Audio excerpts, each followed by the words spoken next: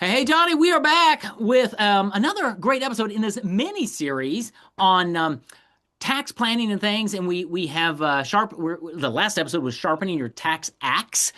Because we have our special guest back here. It's really interesting. Shelly joined us on Zoom, and you and I decided that instead of just doing one episode with her, we were going to capitalize on her time. And so we blocked out about 90 minutes, and we're going to do about 6 episodes, we hope, with Shelly all at one time, and then we'll just sprinkle those out over time because her knowledge is so vast and valuable. We wanted to capture it while we can because, well, it is tax season and she gets a little busy. So let's talk today, John. And we talked last time about sharpening your tax axe and why that's so important. And Shelly Cioppa is with us. Why don't you and Shelly talk about some of the some of the concepts around retirement planning, some of the laws that are in effect, and how this all plays out in taxes and retirement. Yeah, welcome back. Awesome to see you again, Shelly. I Be guess back. one of the things that's so important is, um, we talked about who owns your money during retirement. How much of your money do you own versus Uncle Sam? And we've had some changes, right? The big beautiful bill just passed last year, and so Shelly, I know that you are dealing with those as you're working with your clients this year. There's some changes. So, what are you seeing? What are some of the biggest changes or some of the things when you're doing taxes right now and helping people out that the big beautiful bill has done to help or hurt or whatever people out there that you're seeing? Well, I am seeing with the big beautiful bill, the new $6,000 tax credit for or deduction for retirees in addition to the standard deduction. So that's beneficial. It makes $6,000 of your taxable income untaxable. There's phase out limits now for new for modified adjusted gross income. So that's helpful. Up to seven for over $75,000. The new salt Can I cap ask you something real quick? You said something that's amazing. You said there's a $6,000 credit for people that are what do they got to be over 65? over 65. So if I break that down, say the couple's income is $50,000, they get their standard deduction. Is that correct? Hmm. And then they get Yes. another 6,000 on top of that. Well, if they're a couple, if they're a married couple, they get 12,000. So Wow. doing the numbers, the standard deduction is what, 30,000 for a couple? Yes. So so then you got 30,000 and another 12,000. Yeah. 42. So their taxable income is $8,000. Yes. Oh my goodness. Wow, wait. Wow. Wait. That's amazing. So just shocking me here a little bit because that is amazing. So if you're over 65, man, you can really take advantage of this. And we'll talk more about it, but I'm just going along the lines of potential like Roth conversion options and things like that as you're looking at that because you're getting $42,000 off of your income that gives you a lot more playroom to do things like that if you Mhm. want to and it makes sense for you. Am I understanding that right? That's correct. Now, don't forget about the phase out limits though, because Tell us about that. Yeah, tell me about that. yeah, as an individual retiree earns over 75,000 or a married couple filing joint earns over 150,000, that 6 to 12,000 starts to phase out. It's kind of like a curve. And the more you earn, the less of a deduction you can take. Still, that's a if you're 67 and you're making over $150,000, you You know, really don't Sign me care. up. I'm okay hey, with you know that. what? But most retirees where we live in Michigan are middle class folks, right? And Hmm. so understanding that we know the 12% tax bracket, not to get too in the weeds, goes up to what, $98,000, $99,000, is that correct this year Yeah. for a couple? So you could literally make 139, $140,000 and still be in the 12% bracket with your taxes. Yes. Wow. Hmm. That's Wow. amazing. So helping out, like if you're out there and you're wondering, like, man, I wanted to take some money out of a traditional IRA account to give the kids vacation, whatever. it gives you a lot of wiggle room so you don't have to be quite as stressed. Does that make sense? Mm-hmm. Yeah, Wow. and it's concepts like this that we call sharpening that tax axe. Understanding and knowing that, understanding how things distribute, less and less as your income goes up, and where that's having a sharp axe to say, I want to pay as few taxes as I legally need to, and here are some ways I can do it. That's amazing, Shelley. Thank you for sharing that. Wow. Mm-hmm. And along those same lines, Shelley, because I know that Roth conversions are great options for a lot of folks. Some not, Yes. but for a lot of people.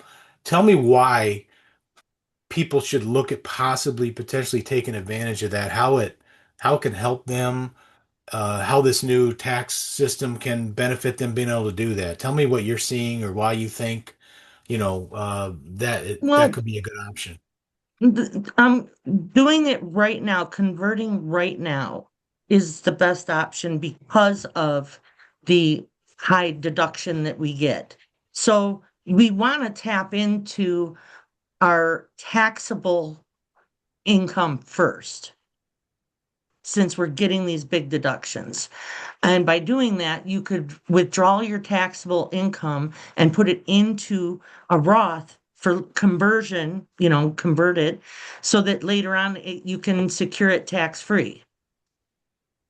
And all the growth, all the interest you make, Yes, and all the everything. growth Yeah. will be tax free as well. Now there's a 5-year rule, but there's also some. Tell me about the 5-year rule because I kind of know, but I want you to share from your perspective. What is the 5-year rule? When does it apply? When does it not? I'll give you an example. Say I'm 57 years old. I have a Roth IRA. I got one at 57. Now I'm 66. I want to begin to convert. Does the 5-year rule apply to me now? Because I've already had a Roth for 10 years.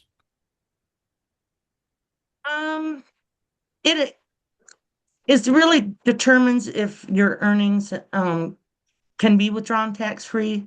Mm. So the clock starts on January 1st of the calendar year. You make your first contribution. Even if you make it in April, it starts on January 1st of the previous or the next year. Um, you can always withdraw your original contributions from the Roth IRA, tax and penalty free at any time, regardless of the 5-year rule. But the 5-year rule does apply to each conversion from a traditional Roth or a traditional IRA or 401k. So if you withdraw converted funds before 59 and a half, within 5 years, you may pay a 10% penalty on the converted amount. So that just goes to being wise about when to do that. It's great options for people, but before you do something like that, before really, you tell me if it makes sense, before people begin to tap big withdrawals out of retirement accounts or do conversions, from your point of view, what do they need to look at tax wise before they just call up Schwab or whoever it is, or call Johnnie or whatever and be like, hey, I want to take Right. 50 grand out of my IRA, 66. What do you see we need to think about and understand before that happens? Well, you want to keep your income low to avoid a higher tax bracket, and not to mention the 3.8% Medicare surtax. If you get into a higher tax bracket, That's um, Irma, right? yes, Oh, Okay. good old and Aunt Irma. yeah, by converting portions of your traditional IRAs to Roth IRAs, you're going to pay taxes on it now to secure a tax-free future. Yep. But you still want to try to keep your withdrawals at a manageable amount so that you're not getting into that 3.8% Medicare surtax or the higher tax bracket. Yeah. Which that number is what, 212,000 or something for a married couple, is that Yes. right? Okay. Yes. Yeah. So, but you can do partial conversions, right? You can do Yes. every year do a little bit to manage that number, correct? Yes. Yeah, And when it's do you amazing. As I sit here and just listen to this, you're talking about three or four levels of tax awareness, and each one of them can cause you to pay more in taxes than you need to. I mean, like the 5-year rule. I don't even know if that I knew about the 5-year rule. That if I let me see if I got it. If I have a traditional IRA and I convert some of that into a Roth, I basically need to wait 5 years to use those dollars. Otherwise, there could be another penalty depending on things, right? I didn't know that existed. I would have paid a lot more money, but now my tax axe just got sharper from listening to you. So that's why we're here, is to get even little nuggets and to go, well, if there's one, there might be 21 ways that Shelly and Johnnie can help me sharpen my tax axe so that I'll have more money throughout my retirement years because I've been wise in how to just chop and save and make things better. We're gonna wrap this one up and come back and keep going on this discussion because I think we just scratched the surface on the big beautiful bill. But you gave me that Mm-hmm. 5 year rule that I think is really cool that we might want to talk about, and some other tax laws and some myths that people believe about taxes.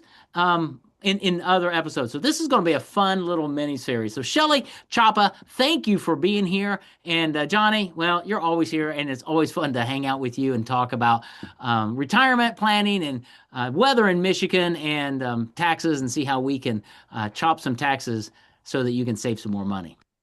So Yes, sir. we'll see both of you in the next week's episode. Thank you. Thank you.